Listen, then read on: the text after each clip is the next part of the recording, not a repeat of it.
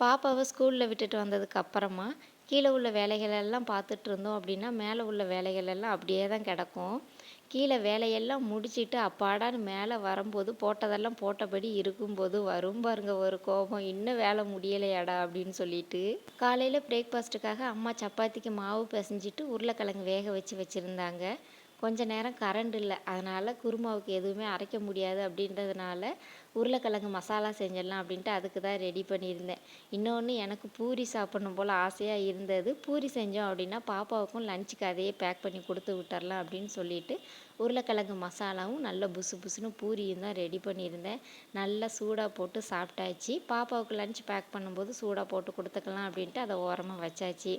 அப்புறமா மளிகை ஜாமான்லாம் வாங்கி வச்சுருந்தோம். அதையுமே ரீஃபில் பண்ணிட்டு எடுத்து வைக்கிறதெல்லாம் எடுத்து வச்சாச்சு. இந்த மாதம் குக்கிங் ஆயில் கம்மியா தான் யூஸ் பண்ணணும் அப்படின்னு நெனச்சிருந்தேன். அத கம்ப்ளீட் பண்ணியாச்சு. வர்ற மாதம் இன்னும் கம்மி பண்ணணும்.